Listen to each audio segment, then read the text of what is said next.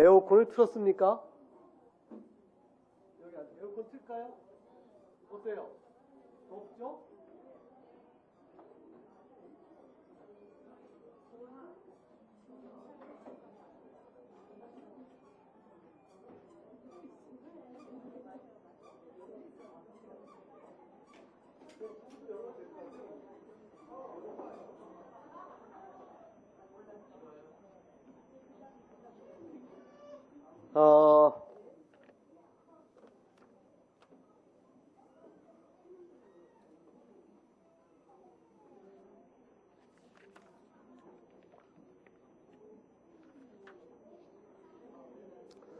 저기 친교실에 계신 분들 지금 마이크 거기 들어가죠? 거기 친교실도 오시기 바랍니다.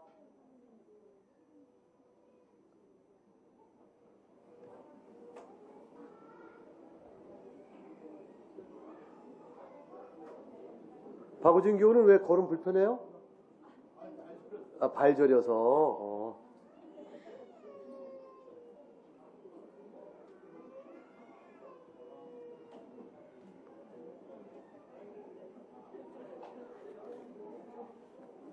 자, 그러면은 기도하고 잠깐 기도하고 시작하도록 하겠습니다.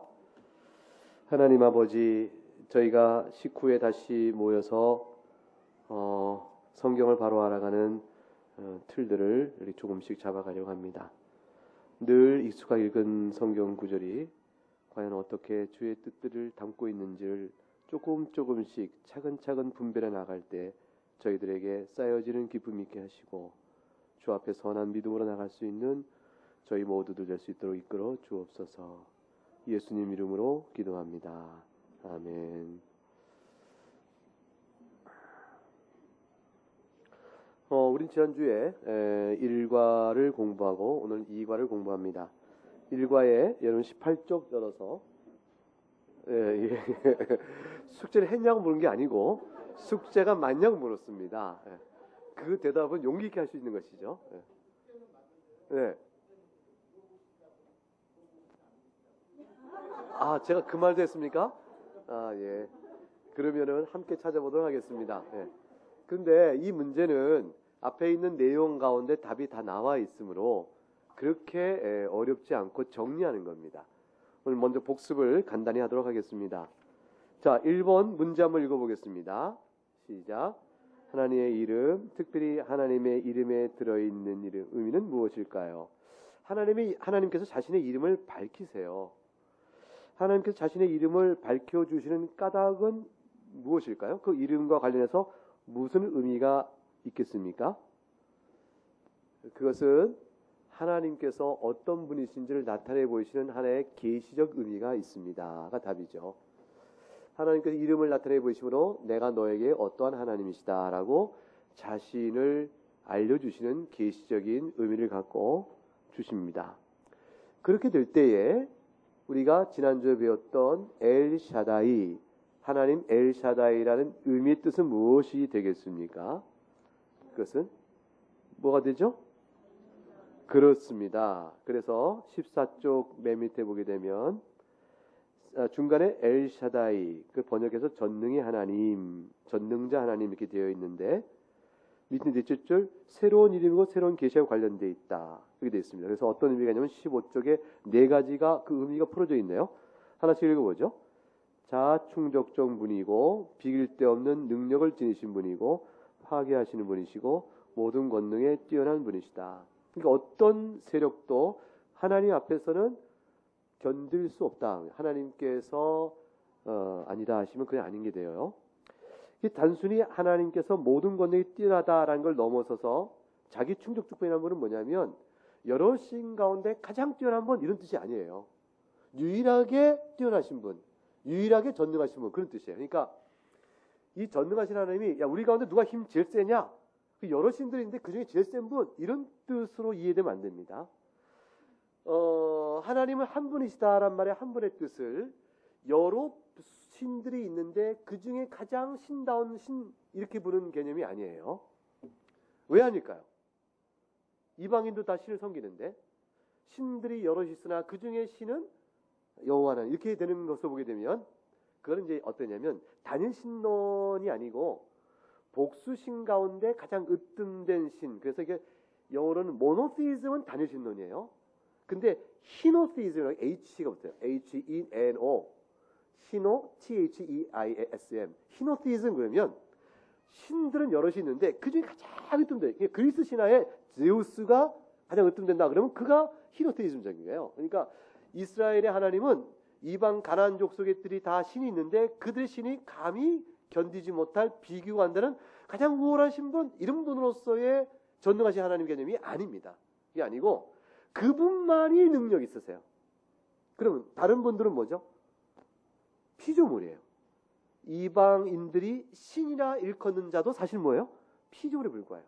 그들이 신이라 함으로 신이라 이름 불러주는 것이지만 신이 아니요 사실은 피조물에 불과한 거예요. 사람과 구별되는 존재로 만들었다는 점에서 그가 신이라 일컬어지지만 사실 신이 아닌 것이죠. 참된 하나님은 한 분이세요. 그래서 절대성이 부여됩니다. 그러면 4번 이 이름이 3번 아니 3번 읽어볼까요? 시작. 이 이름이 오늘날 우리에게 가끔 제가 4번을 하고 있네. 이 이름이 아브라함에게 갖는 특별한 의미는 무엇인가? 무엇이겠습니까? 그것은 아브라함에게 주신 언약을 반드시 지키실 분이라는 사실을 믿고 의뢰할 수 있는 하나님이라는 사실의 의미를 줘요. 그러니까 15절 중간에 보게 되면 아브라함, 이삭, 야곱에게 언약 이름 엘샤다이였다. 그 다음에 같이 읽어보죠.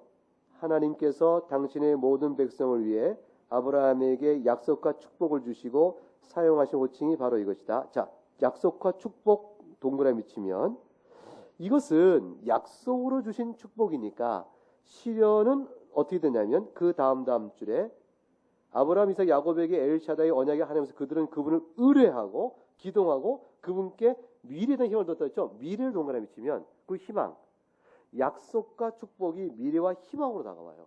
자, 그러면 약속된 축복이 미래의 희망이 될 수 있으려면 약속된 축복을 하시는 분이 누구인가에 따라 달라지죠. 자, 제가 아브라함에게 나타나서 내 후손이 하늘처럼 많아질 것이다. 그럼 아브라함은 저에게 미래의 희망을 둘까요? 제가 약속하고 축복했지만 불러다가 병원 가거라 그럴 거야 아마 저보고. 안 될 거예요.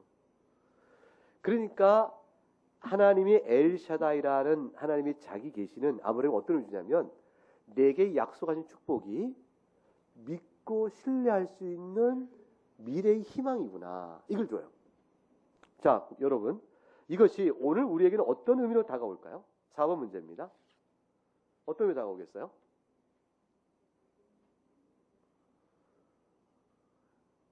그것은 여러분이 지금 받고 있는 약속이 뭔가를 생각해 보십시다. 우리는 지금 어떤 약속을 받고 있죠? 지금 저런 경우 지금 대답하려고 목을 가다듬었잖아.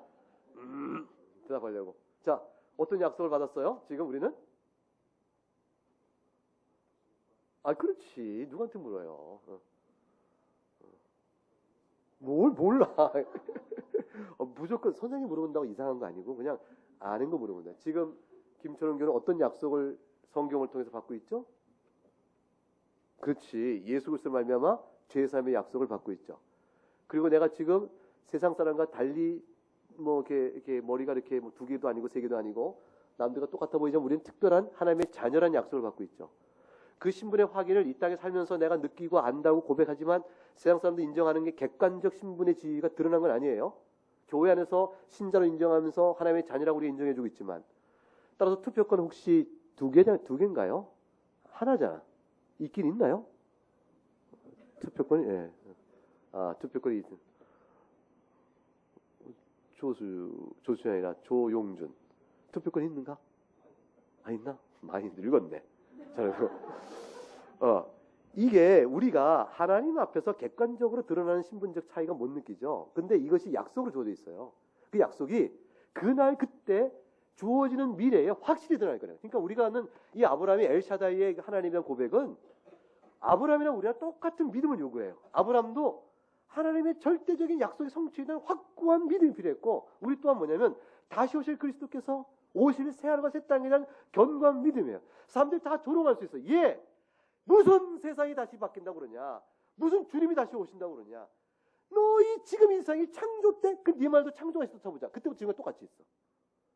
베드로후서에 나온 대로 그때부터 지금과 똑같이 있는 세상에 무슨 변화가 있다고 생각하느냐? 우주는 원래부터 영원한 거야. 무슨 만든 시점이 있어. 이렇게 얘기한다 할지래 다 조롱받을 때 우리에게 뭐가 되죠? 아니 하나님께서 말씀하셨어. 약속은 희망을 견고히 붙드는 겁니다. 뭐 때문에? 엘샤다이니까. 우리의 하나님은 충족적이요 자신 뜻대로 무슨 일을 행하신 분이니까 약속하신 것을 변개치 않고 하실 분이라는 사실을 굳게 그러니까 우리의 믿음과 아브라함 믿음은 참 도움이 됐어요. 근데 아브라함에게 주신 약속은 훨씬 구체적이었어요. 네 후사를 내가 너에게 후손을 줄 것이요 그 후손은 많이 줄 거다 하셨으니까 아브라함에게 준 약속은 구체적으로 받았고 우리에게 준 약속은 이 땅 살면서 하나님 자녀라는 죄를 줬는데 내가 이 땅에 살다가 죽으면 바로 내 영혼이 낙원에 가서 확인할 거고요. 주님 오시면 부활의 몸으로 확인하겠죠. 그렇게 주신 것이에요. 이 땅에 살면서 확인될 약속은 아니었어요. 그래서 이 땅에 살면서 우리는 약속으로만 안고 있지 약속한 것을 손에 쥐지 못합니다. 근데 아브라함은 어땠나요? 이 땅에 살면서 약속을 손으로 쥐었나요? 못 쥐었나요?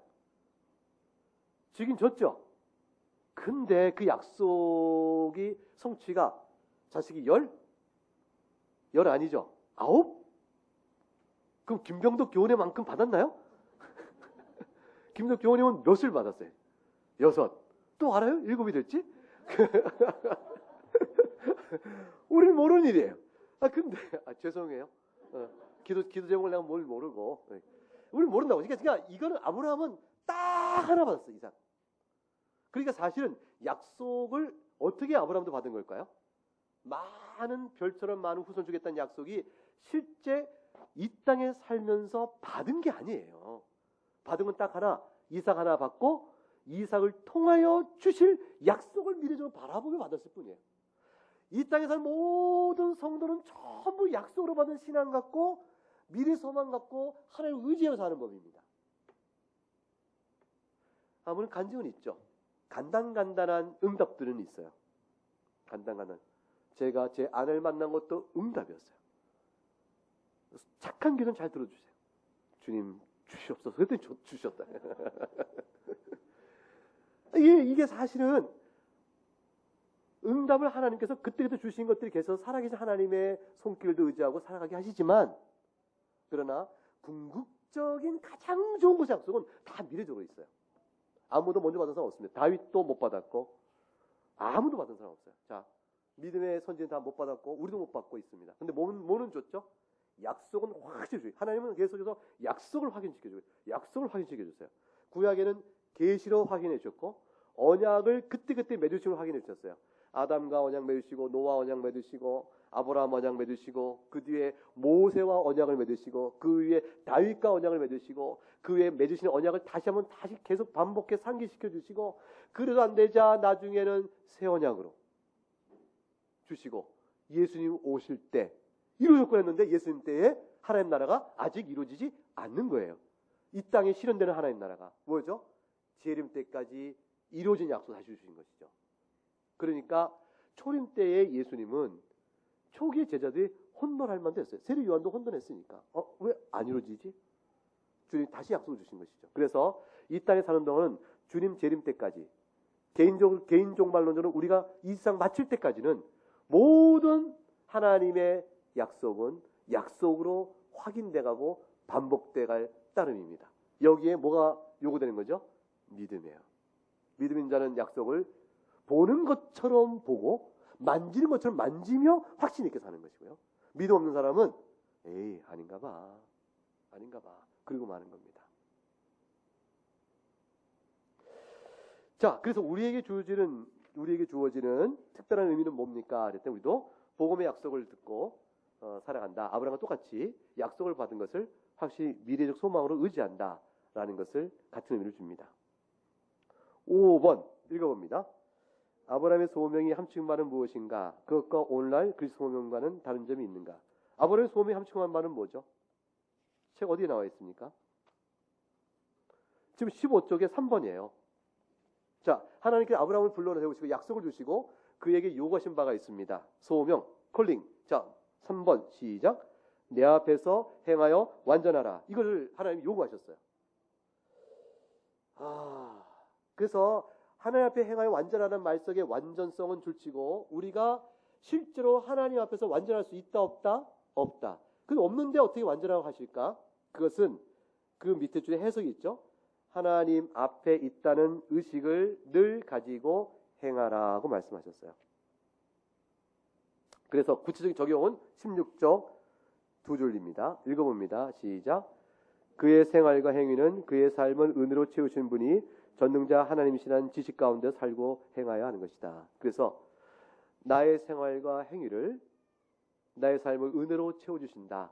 미래 소망을 약속으로 주고 계셨다. 확신하며 그분의 말씀을 의지해 살아가는 것이죠. 그것이 바로 행하여 완전하라는 말씀의 뜻입니다. 아브라함은 행하면 완전하는 것에 대한 구체적 순종의 본으로 창세기 22장에 이삭을 제물로 바쳤습니다. 이삭을 제물로 바치면 완전한 것인가요? 아니에요. 이삭을 제물로 바쳐도 그것은 완전한 순종은 아닙니다. 결국 하나님께서는 하나님의 뜻 앞에서 하나님의 존재 앞에 살아가는 신전의식이죠. 하나님 앞에 살아있다. 신전의식, 코람데오의 의식을 우리에게 요구하시고 하나님 앞에 엎드려 그의 도움을 구하도록 하신 것이에요. 자, 그래서 6번 문제 읽어봅니다. 시작. 언약관계의 주도자는 누구인가? 우리는 일반적으로 이러한 의미에서 언약을 말하는가? 언약관계 주도자는 누구죠? 하나님. 그 우리는 뭐죠? 하나님이 언약을 관계를 주도하시고 그래서 이제 16쪽 밑에서 다섯 줄 있죠? 내가 내 언약을 영원한 언약을 세우겠다 하고 말씀하시니까 그 이니셔티브 주도권은 여호와께서 가지고 계십니다. 우리는 그 주도권이신 여호와의 앞에 그 언약을 받는 자들이에요. 자, 그러면 언약 안에서 우리 역할은 무엇인가? 그게 이제 2과에서 배웁니다. 그럼 2과 때 말씀드리려고 넘어가겠습니다. 7번 시작. 창세기 12장, 13장, 15장, 17장의 언약 관계에서 나타나는 차이점 무엇인가? 12장의 언약은 뭐가 있습니까? 창세기 12장 약속이 있죠? 그 약속이 뭐예요? 아브라함이 준 세 가지 축복. 내가 너에게 보여줄 땅으로 가라 하시고 나서 너로 큰 민족이 이루겠다. 그 다음에 복을 줘 내 이름을 창대케 하겠다. 그 다음에 땅의 약속. 내가 너에게 보여줄 땅으로 가라. 땅, 민족, 그 다음에 이름에 창대케 됨. 그래서 그를 아브라함과 함께 있으면 복을 받고 그렇지 못하면 저주를 받는. 그래서 복의 근원이 되게 하는 복을 약속으로 주셨습니다. 이 약속을 구체적으로는 안 주셨어요. 그냥 원리적으로 어떤 성격인가를 주셨어요. 13장 가게 되니까 13장 14절에 롯이 아브라함을 떠난 후에 이게 참 중요한 순간이죠. 롯과 아브라함이 그 종들이 서로 땅을 놓고 다툽니다. 소유가 각각 많아서 동거할 수 없으니까 복된 일이 벌어진 것 같아요. 근데 롯에게는 아브라함을 떠나는 선택을 하게 되어집니다. 하나님께서 롯은 약속의 후사를 이어가는 선택된 백성에서 언약적 격려에서 떨어진 사람이에요. 롯에게 개인적 구원이 없다는 것이 아니라 하나님께서 아브라함과 더불어 아브라함이라 말하고 언약 작소를 세워가는 그 흐름의 줄기에서 롯은 혈통적으로 아브라함의 조카지만 배제되는 겁니다. 그래서 롯이 떠난 후에 하나님이 아브라함에게 동서남북을 다 보라고 말씀하시고 5절에 보이는 땅을 내가 너와 네 자식 중에 영원히 이리라 하셨어요. 이것은 창세기 12장에 주셨던 복을 다시 한번 상기시켜 주신 겁니다. 그리고 네 자손이 많을 것이라고 말씀하셨어요. 이것도 역시 창세기 12장의 내용을 상기시켜 준 겁니다. 그래서 복을 다시 한번 확인해 주셨어요. 그 다음에 15장에 가게 됩니다. 15장에 갔더니 주님께서 아직까지 자식을 주지 않으시면서 아브라함에게 네 방패요 저기 큰 상급이라고 말씀하십니다. 아브라함이 이제 후사가 걱정이 된 것이죠. 다음에 사람 엘리에셀입니다 했더니 네 집에서 길른 자가 네 상속자가 될 것입니다. 아브라함이 말하니까 여호와께서 네 몸에서 날 자라고 말씀하십니다. 이렇게 되므로 비슷한 약속을 다시 한번 계속 확인시켜 주시는데 일단은 15장은 한 가지가 아니라고 하셨어요. 뭐냐면 네 몸에 네 집에서 길리운 자는 아니고 반드시 너와 육체적인 관계를 가진 자라 된다라는 말씀하셨어요. 하나님께서는 아브라함의 씨를 받는 자로 고정화시키신 거예요. 그러니까 아브라함이 16장에 가서 뭘 생각하냐면 내 씨를 통해서 이루어진 자라면 사라의 씨는 아니겠다라는 생각을 하고 하갈을 취하게 된 겁니다. 하갈을 취하여 자식을 낳아도 그 자식은 아브라함의 씨를 통해 난 자식이니까 괜찮지 않겠냐라고 말하자 17장에 하나님께서 사라의 몸에서 난 자일 것이다 라고 하시 다시 조건을 압축시켜 버리세요. 그래서 문제의 차이는 뭐냐? 그럼 17장은 훨씬 더 구체적이에요.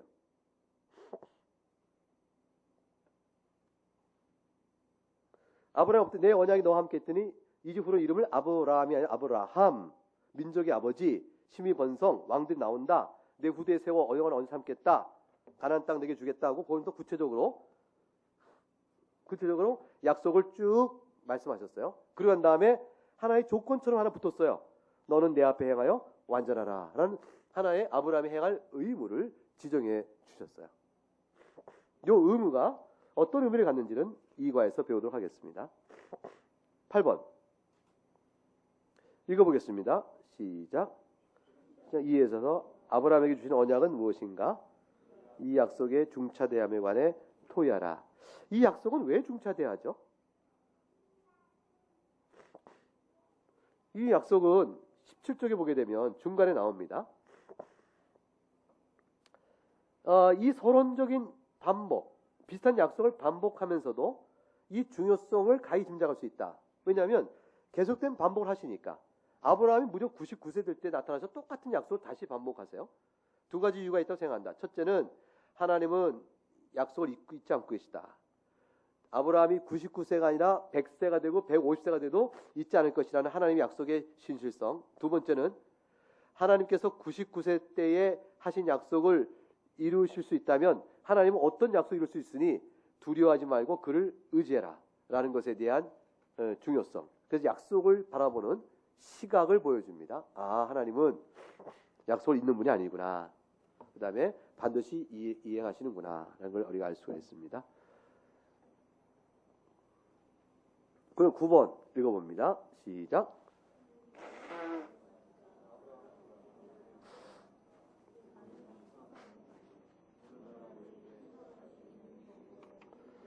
아브라함은 이 약속을 받고 하나님께 어떤 태도로 나아갔죠? 3절 말씀 17장 3절 아브라함이 엎드렸습니다. 이 엎드림에 담겨있는 신앙적 의미를 우리 생활 속에 더한다면 뭐가 될까요? 절대 신뢰와 순종이 되어집니다. 하나님의 말씀의 뜻은 그대로 이룰 줄 알고 절대 신뢰와 순종으로 받는 겁니다. 이의 제기를 하지 않는 것이에요. 하나님께서는 여러분 범사에 감사하라. 하나님은 선하셔서 여러분을 반드시 선한 길로 인도하십니다. 이건 믿어요, 안 믿어요? 눈앞에 보이는 현실이 내 계산을 안 맞는 데서 하나님이 선하심을 부정하면 되겠나요? 그건 안 돼요. 그건 안 됩니다. 그러니까 하나님의 지혜는 영혼을 보시고요, 무한을 보시고 무한 속에서 전 세계 역사를 보시고 그 가운데 대한민국의 교회 역사를 보시고 그 가운데 우리 개개인의 교회와 그다음 개개인의 삶을 보십니다. 전체를 움직이시면서 우리나라 교회 역사, 그다음 우리 교회, 그다음 우리 개개인의 삶을 전체 움직이는 이 조합의 관계 속에서 개의 지혜에 따라 우리 성적을 보시고 우리 향한 뜻들을 실현해 나가시는 것이에요. 만일 우리가 죽을 때까지 교회가 신앙적 자유를 못 얻고 핍박 가운데 있다고 쳐보십시다. 예를 들어서 우리가 교회가 예배로 모이는 일에 핍박을 받고 있어요. 내가 죽을 때까지 기도했으나 종교적 자유를 얻지 못한 채 우리가 죽는다고 합시다. 하나님 우리 버리신 건가요? 아니에요. 아닙니다. 하나님이 계획 안에서 가져가시는 것이죠. 그리고 뭐죠? 그동안은 숨겨진 신자들이 주 앞에 기도하며 주 앞에 나가는 것이에요. 바벨론 포로 70년 동안에 예배를 못 드렸어요. 그들이 성전이 있어요. 뭐가 있어요? 성막이 있어요. 이교도 지역 제국지 최하 그 안에서 황제에 있는 그 도성에서 무슨 유대인들이 자기네끼리 제사를 드려요? 성막도 없고 제사장도 세워서 마음대로 제사도 못 드리고 신음하며 지나갔어요. 언제나 약속했다고 돌아가 하나님께 제사할 수 있을 거, 우리 제사의 은혜를 받을 거. 성경을 읽으면 그 속에 속죄의 은혜가 있는데 속죄 제사를 못 드리는 거야. 그게 얼마나 심령이 답답해. 그런 상황 속에 그럼 하나님 버리셨나? 그 교회를 버리셨나? 아니에요. 바벨론 포로는 70년간에도 하나님 그의 백성을 잊지 않으셨다. 그리하여 포로들 돌아올 때 대를 이어 믿음의 조선들 다 따라 나오게 됩니다. 하나님은 그 지키시는 것이죠. 북한 땅에 지키시고 일제에 또 지키시고 앞으로 이 시대도 한국교회가 어떻게 될지 모르지만 지키셔가는 거예요. 우리는 그런 상황에도 믿고 나가는 겁니다. 하나님께서 지키신다. 두려워하지 말자. 범사에 감사하라. 여러분 개개인의 생활이 어려움이 있다 할지라도 그러는 것이에요. 질병이 생겼어요. 큰 영적 상처를 입었어요. 관계 어려움이 있어요. 항상 뭐냐면 주께서 다 하시는 일이요. 합력해서 손을 주실 것이요. 이걸 통해 범사에 감사라 했으니 이 감사는 뭐죠? 영적 교훈을 받는 것이죠. 이 일을 통해 주님 내게 어떤 교훈을 주시고 어떤 사랑으로 나를 이끌어 가시는가?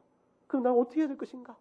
내 연약함을 포기하시고 나를 겸비케 하시고 상한 심로 주 앞에 엎드리게 하시니 내가 전에 귀한 것을 귀하게 몰랐던 것을 회개하게 하시고 전에 귀하지 않은 것을 귀하게 여겼던 저를 또 회개하게 하시고 받은 내가 얼마나 큰지를 꼽아 겸비한 마음으로 감사케 하던 나를 낮추시는구나. 그거 알고 지나가는 거예요. 하나님이 그 뜻을 세우신 것이죠.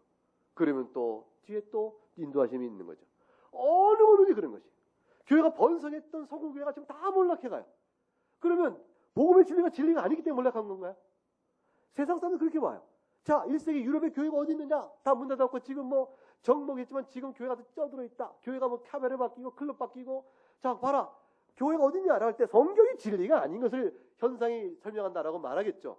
만약 역사의 번성에 대한 현상을 교회의 진리됨으로 근거 삼았다면 세상적인 역사를 근거로 진리를 삼았던 그들의 오류 때문에 오늘의 교회의 피폐와 몰락은 종교적 몰락은 진리되지 않은 것을 말하는 것이겠죠. 근데 진리가 그런가요? 아니에요. 만약 진리가 그렇다면 예수님 죽으심으로 모든 죄가 끝난 것이 되죠. 죽은 예수의 진리의 말씀을 우리가 왜 읽어요? 하나님의 말씀은 외형적 교회가 얼마큼 선양하고 다른 거 아니고 진리는 진리인 거지. 그 시대가 어두워 하나님의 말씀 받지 않을 뿐이지. 그러면 소수가 남았다. 진리를 이 어두운 시대에 보는 사람은 얼마나 축복받은 사람이에요. 얼마나 놀라운 복을 받은 사람이에요. 그 복에 감사하며 가는 것이고 그 다음에 이전에 번성했을 때 교만했던 마음 다 낮추고 사람이 교회를 세우는 줄 알았으나 사람이 세우는 것이 아니고 주께 세워가는 것인데 그 정신과 그 마음과 신앙의 태도를 잃어버렸으니 우리를 불쌍히 여겨주옵소서 라고 다시 낮추고 하나님 은혜 주실 때 기다리는 것이고 그 가운데 남은 자들과 더불어서 믿음주의를 붙여가며 견디는 거죠. 지금은 인내의 때요 인고의 때요 견딜 때라 그렇게 가는 것이죠. 그래서 한 세상 가는 거야. 금방 가요 한인 세대가. 그 자식 세대의 또 신앙을 지켜주고 그리고 가는 것이죠. 그러다가 세대가 변하면 어느 때가 되면 어떻게 될까요? 주께서 다시 교회를 세우실 때가 올 것이고 그러다가 때가 되면 주님 다시 오십니다. 우리는 그 세대를 통과하고 있는 사람들인 거예요. 믿음이 있느냐 그걸 보시는 거죠. 엘로힘의 의미는 무엇인가? 10번 뭐죠? 예, 하나님의 장원복수죠. 하나님께서 두려움으로 경외할 만한 분이시다. 충만하시며 장엄하시며 부유하십니다. 완전성을 뜻한다. 되어 있습니다. 창조적 우주의 보존자요 도덕적 통치를 뜻한다. 되어 있습니다. 그 다음에 11번 시작. 하나님께서는 오늘날 그분의 메시지의 뜻을 우리에게 어떻게 알리십니까? 어떻게 알리십니까? 네, 성경 말씀 알리십니다. 자, 창세기 17장 4절로 6절 말씀 보겠습니다. 읽어보겠습니다. 4절로 6절 시작. 보라, 내 언약이 너와 함께 있으니 너는 여러 민족의 아버지가 될지라.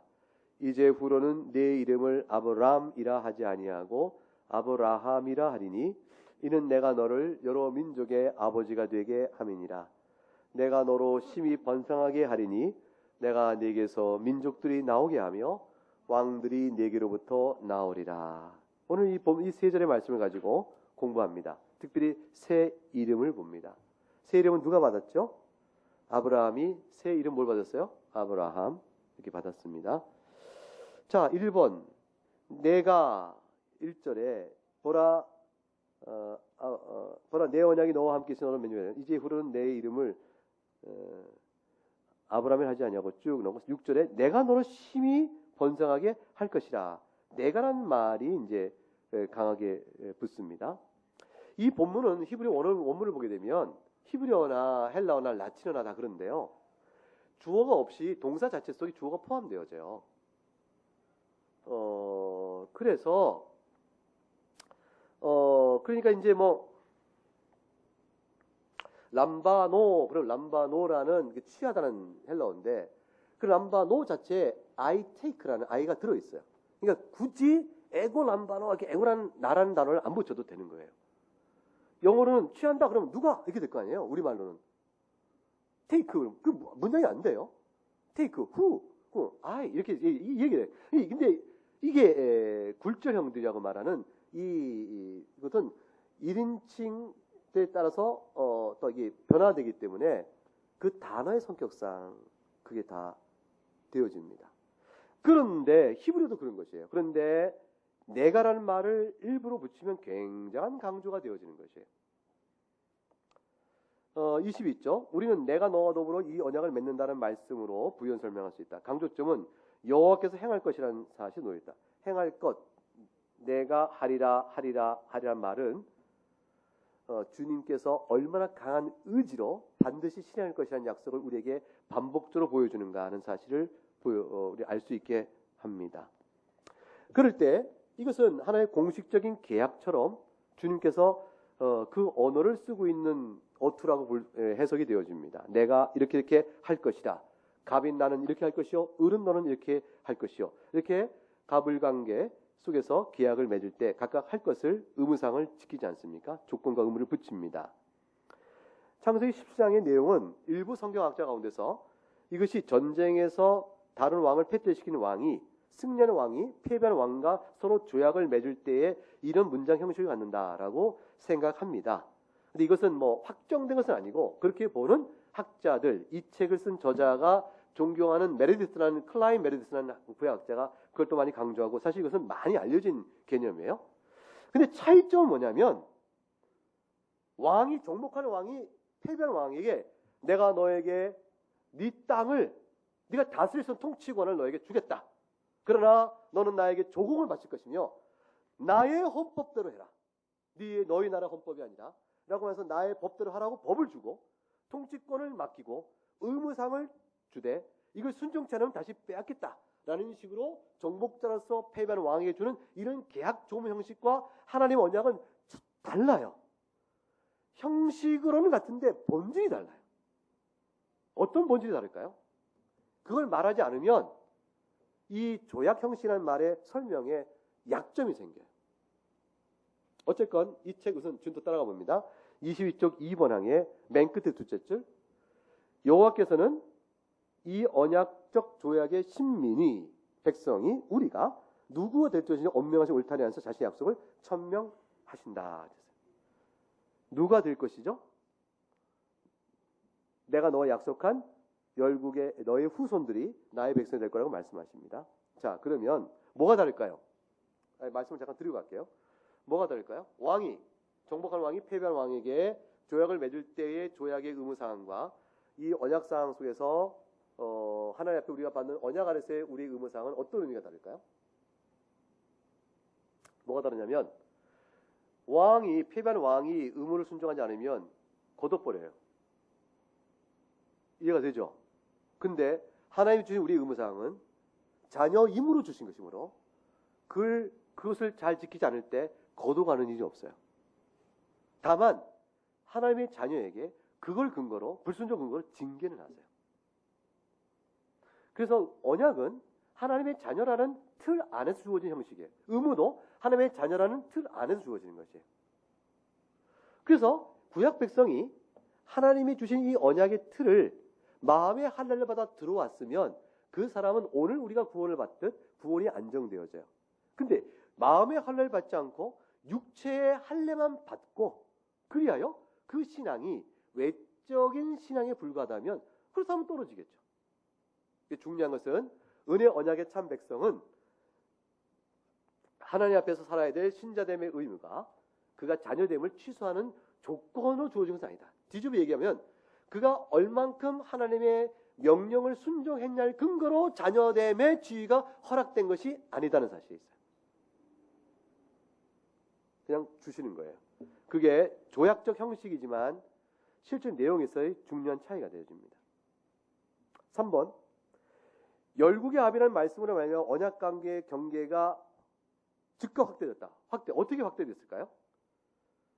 열국의 아비니까 너의 육신의 자손의 아비일 뿐 아니라 너는 모든 민족의 아비가 된다. 그랬으니까 갑자기 아브라함의 자손들이 모든 민족에 흩어져 있게 되는 거잖아요.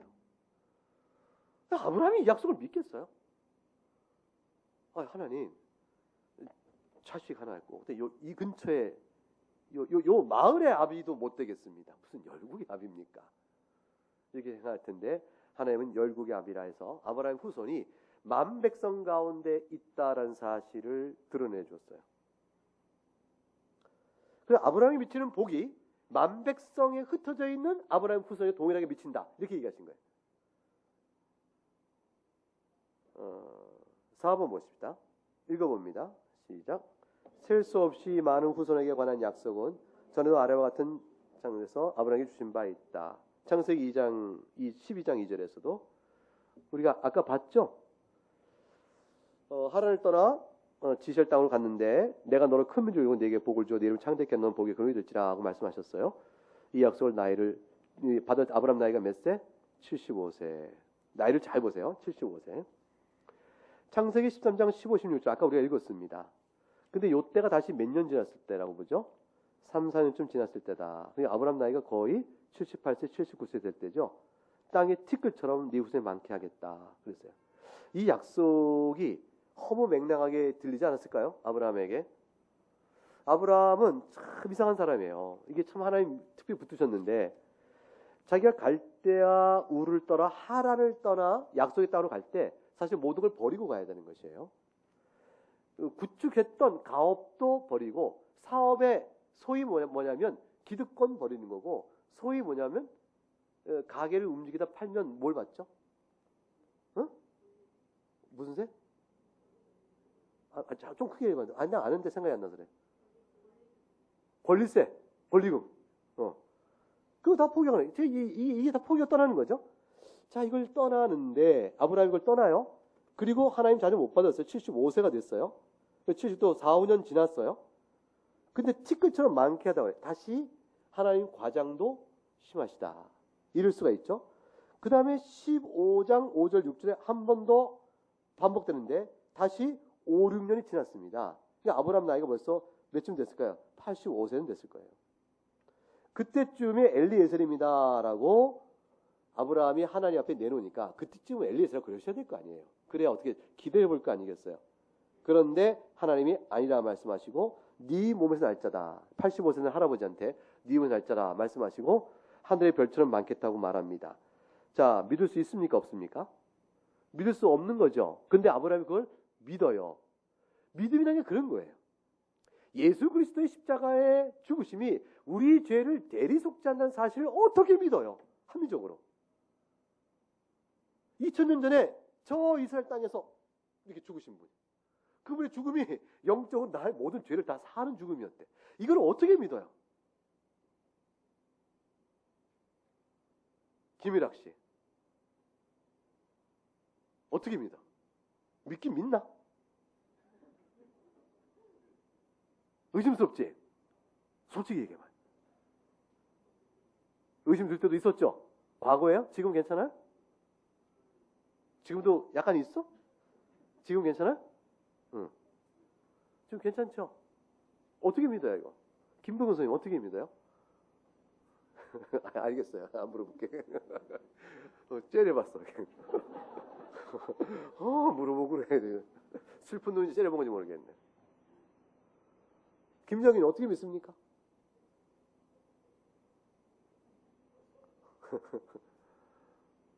이게 특별한 방법이 있는 게 아니고요. 성경에 그렇다고 해서 믿는 거예요. 그 인과관계, 연관성을 믿을 수 있는 아무런 근거가 없어요. 생각해 보세요. 내가 지금 살다가 내 죄로 죽는데 내 죄를 그리스도께서 십자가에 2000년 죽으시고 그게 내 죄를 짊어지신 거라고? 이거를 믿을 수 있는 어떤 설명의 고리가 우리 자신에게는 없어요. 근데 딱 성경 한 군데만 나와요. 불경 봐도 안 나오고 어디 봐도 안 나와요. 성경 딱 보니까 그를 믿는 자마다 죄 사함에 하나님의 자녀의 권세를 주시려고. 성경에 약속된 말씀 때 이게 정말인가? 그렇다면 나도 믿으면 누구라도 믿으면 붙는 거야. 이렇게 막 붙는 거죠. 그래서 그걸 믿는 사람마다 장대에 걸린 노뱀을 보는 자마다 죄사함 받는 거예요. 세상에 장대에 걸린 노뱀을 보는 거하고 죄사함 받는 건 무슨 연관관계가 있어요? 아무 상관없어요. 다만 보는 자는 살 것이라 하나님의 약속 한 자체예요. 하나님이 약속했던 사실이 그 두 개의 관련 없는 실체를 연결시키는 거예요. 예수 그리스도를 향한 약속의 말씀이 믿는 오늘의 우리들과 예수 그리스도를 연결시키는 거죠. 누구의 약속? 하나님의 약속이에요. 그를 믿는 믿음이 우리 안에 주어진 걸 하나님께 감사해야 됩니다. 그러니까 창세기 15장에서 아브라함은 믿을 수 없는데 그냥 그걸 믿었어요. 믿으니까 17장 5절에 오늘 읽었던 본문에 뭐라고요? 아브라함을 어떻게? 열국의 아비가 되겠다. 점점점 더 하나님 한 발짝 나아가셨습니다. 아브라함이 새 이름을 받는 것입니다. 이거는 그냥 자손이 많게 하겠다는 것보다 더 이상한 말씀이에요. 다른 민족에도 내 후손이 있게 하다니, 아니 내가 다른 나라를 정복한다는 얘기인가, 내 후손이 다른 나라를 정복한다는 얘기인가, 어떻게 내 후손이, 그 당시 육체 후손이 한 지역을 살면서 각각 다른 지역마다 다른 혈통들과 자손들이 나라를 이루고 살잖아요. 이게 근데 어떻게 열국의 아비가 되냐, 내 후손이. 이게 어떻게 이해해요? 근데 아브라함이 이것을 믿습니다. 하나님께서 자신을 엘샤다이, 전능한 하나님이라고 새 이름을 계시하시고 나서 24쪽 2번, 하나님께서 아브라함에게도 새 이름을 주신 것입니다. 그리고 아브라함의 이름을 바꾸심으로 맹세로 자기의 약속을 보증하셨습니다. 그래서 아브라함이라는 이름은 그 이름을 상기시킬 때마다 당신 이름이 왜 바뀌었어? 그러면 하나님이 약속하셨어요. 하나님이 약속하셨어. 근데 자기가 무슨 아브라함이야? 비웃을 받을 만하죠. 결국 자식도 하나밖에 아직도 없는 상태잖아요. 이상 낳기 전이니까. 이런데 무슨 자기가 열국의 아비라고, 이 사람이 과대 망상증의 이름을 가졌구만. 정진교님의 이름의 진짜는 무슨 진짜입니까? 나아갈 진짜. 저분이 앞으로 나가신다는데 가끔만 뒷걸음 치시면 어떻게 될까요? 이름하고 안 맞는 거죠. 뒤로도 걸 줄 아시잖아요, 이렇게. 네, 체육대회 때 한번 뒤로 걷는 거 한번 시합해볼까요? 정진교님은 앞으로 가는 건 1등 하시고 뒤로 가는 건 퇴를 못 하실 테니까. 뒤로 돌아서 나가세요. 이게 이름하고 안 맞는 게 너무 많은 거예요, 우리 삶이. 안 맞는 게 너무 많은 거죠. 아마 조롱거리죠. 조롱거리인데 그 조롱거리는 그 중간에 24 중간에 뭐라 되어 있습니까? 2번 항 맨 마지막에 새 이름은 아직 성취되지 않은 현실의 표현이었다. 이거예요. 자, 여러분, 하나님의 자녀, 천국을 기업으로 받는 사람, 새하늘과 새 땅, 새 예루살렘, 이것은 이런 말씀 속에 담겨 있는 것은 우리에게 아직 성취되지 않은 현실의 표현들이 담겨져 있습니다. 열왕이 네 길을 쫓아나리라는 3번, 예수 그리스도 안에서 영광 속에 설치되었다. 마태복음 1장 1절에 이렇게 한다. 마태복음 1장 1장 어떻게 기록되어 있습니까? 아브라함과 다윗의 자손 예수 그리스도의 세계라. 세계라 말은 족보죠.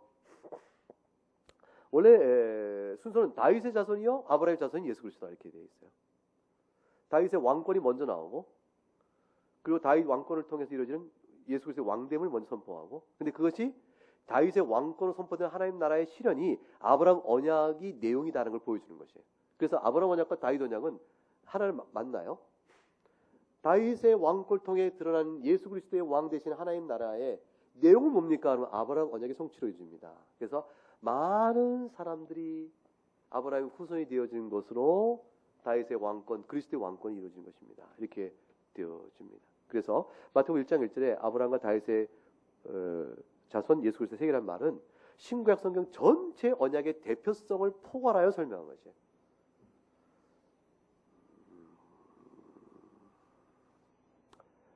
그리고 그 뒤로 이제 이 약속들은 갈라디아 3장 16절, 이 굉장히 중요한 구절이 나오네요. 이제 신약 성경 해석학적인 입장이 구절이 나옵니다. 읽어봅니다.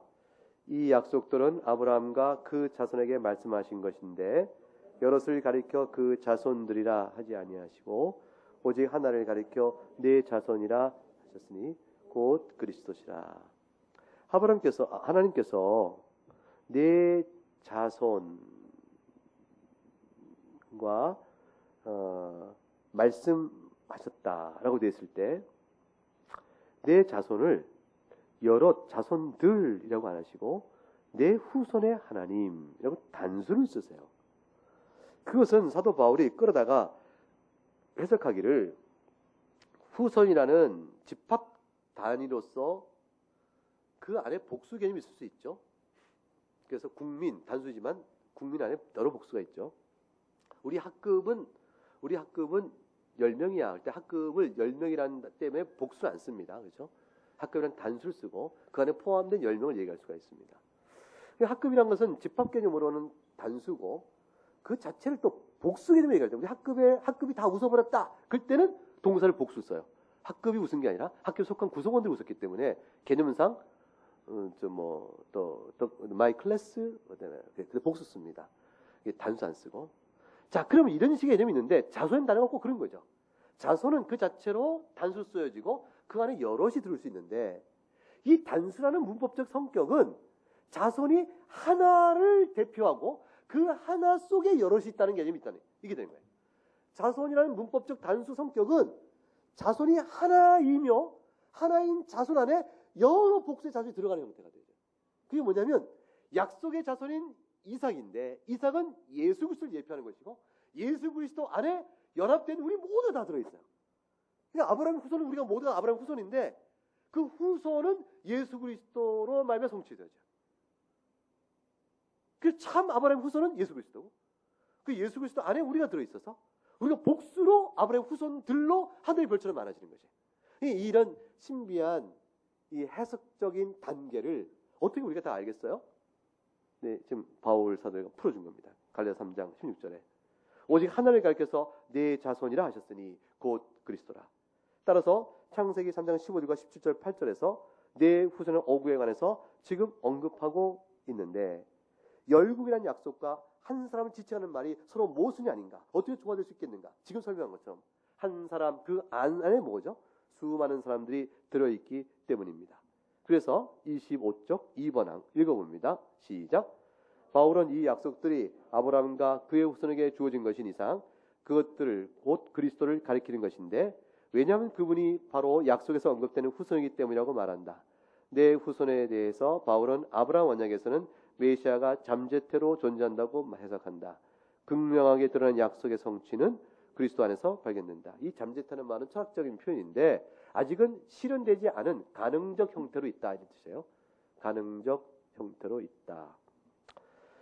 이것은 3장 15절에 최초의 원복음에도 확인된다고 되어 있습니다. 창세기 3장 15절 볼까요? 3장 15절.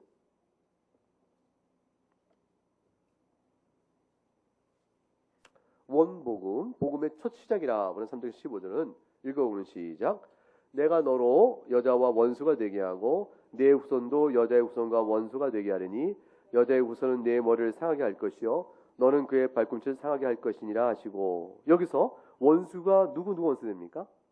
여자와 원수인데 뱀의 후손들도 여자의 후손과 원수가 되고 여자의 후손은 내 머리를 상하게 한다. 너는 발꿈치 상한다. 그러니까 뭐죠?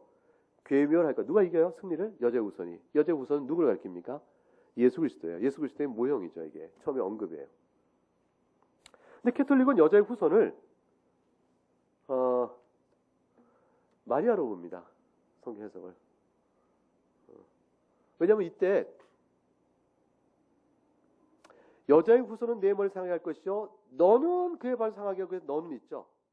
너는 그 사탄이고 내 머리를 상하게, 내 후손, 여자의 후손과 관계는 내 여자의 후손을 할 때 여자의 후손이 대명사로 되어 있는데 여성 단수로 되어 있어요. 어떤 성경에? 히브리어가 아니라 라틴어 성경에. 라틴어가 잘못 번역한 거죠. 그래서 라틴어 성경 속에 여성 단수로 받아는 바람에 이 여성 단수니까 이게 마리아일 것이다 이렇게 생각해요. 예수 그리스도가 아니고.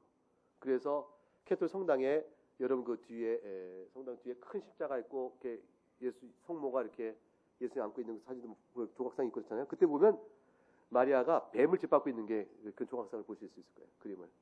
그게 이 말씀에 대한 잘못된 해석 때문에 나온 겁니다. 이 말씀은 여자의 후손은 오직 그리스도에게만 적용이 됩니다. 4번 같이 읽습니다. 바울의 논점은 아브라함이 열국의 아비가 될 것의 약속을 무효하는가? 전혀 아니다. 후손에 대한 1차적 의미는 그리스도 안에서 발견된다. 그러나 바울은 갈라디아서 3장 29절에서 2차적인 의미 또한 밝히고 있다. 너희가 그리스도께 속한 자이면 또한 아브라함의 자손이요 약속대로 유업을 얻을 자니라. 이 갈라디아서 3장 29절 말씀이 또 해석적인 한 키절이 되는 것이죠. 그래서 우리가 그리스도의 것이요 그리스도 안에 속해 있으면, 그래서 속한 것은 우리 성경에는 그리스도의 것이면, 그리스도의 소유가 됐으면, 그리스도의 속한 자가 되었으면, 그리스도 안에 들어있으면 이런 뜻이 되어지니까 믿음으로 우리가 어떻게 그리스도 안에 들어가죠? 우리가 어떻게 그리스도 안에 들어가요? 믿음으로. 여기 절면 조화가 있는 거죠. 우리가 믿음으로 그리스도 안에 들어가고, 그러므로 아브라함이 약속하신 후손인 그리스도로 말미암아 아브라함의 열국의 후손들로 우리가 착 퍼지는데, 아브라함 자신도 예수 그리스도를 믿음으로 받게 되어져요. 그러니까 예수 그리스도가 오시는 것을 모형적으로 드러내기 위해서 약속의 후손은 단일하지만 실제 이걸 성취해 오신 예수님을 아브라함도 믿어야 되거든요. 아브라함 믿음은 하나는 자기에게 주신 약속의 후손에 대한 믿음이요, 그것이 궁극적 성취는 그리스도에 되어지니까 아브라함은 곧 그리스도를 믿은 것이에요. 그래서 아브라함이 하나님의 언약을 믿은 것은 그 언약의 성취가 누구를 통해서 이루어져요? 예수 그리스도. 따라서 자신이 준 약속을 믿은 아브라함은 누구를 믿은 거죠? 그리스도를 믿은 것 같아요. 우리도 또한 그리스도를 믿음으로 그리스도 속한 자예요. 그러니까 아브라함은 자기 자신은 그리스도를 믿음으로 그리스도 안에 속해지고 그리스도에 속한 모든 자가 다 구원을 받는데, 이 원리를 아브라함은 자기의 약속의 자녀를 통해서 그리스도 안에 들은 자가 구원받는 원리를 나타내 보이는 사람으로 살았어요. 아브라함은 그 큰 복을 받은 거죠. 자기 후사를 얻는 약속을 믿음으로 자기가 자기 후사를 통해서 올 구원의 약속을 후사가 가리키는 실제 예수 그리스도를 믿음으로 또한 알게 되어지고 자기도 그 안에 들어가게 되어진 형태가 되어집니다. 그래서 우리는 아브라함 믿을 조상이 된 것이, 우리가 똑같이 아브라함도 약속을 믿어 구원받고 우리도 믿어 구원받기 때문에 똑같은 믿음의 조상이 되어지는 것입니다. 자, 마지막 5번 읽겠습니다. 바울은 아브라함에게 주신 약속에서 시작하여 그리스도 안에서 영광 속에 성취되는 하나님의 백성의 하나됨을 누누이 밝혀왔다. 그리스도 안에 있는 성도들은 아브라함뿐 아니라 이삭 그리고 야곱에게 주신 약속에 따라 후손이 된다. 이겠습니다. 이것은 신약이나 구약이나 동일한 약속에 따라 이루어진 것입니다. 되어 있습니다. 아브라함 믿음이나 우리 믿음, 그가 바라봤던 약속, 우리가 바라는 약속은 동일합니다. 네, 토의 문제 한번 여러분이 개인적으로 정리해 보시고요. 다음 시간에 한번 답을 좀 맞춰보도록 하겠습니다. 조금씩 차근차근 진도가 무리하지 않게 나갑니다. 혹시 질문 있으십니까?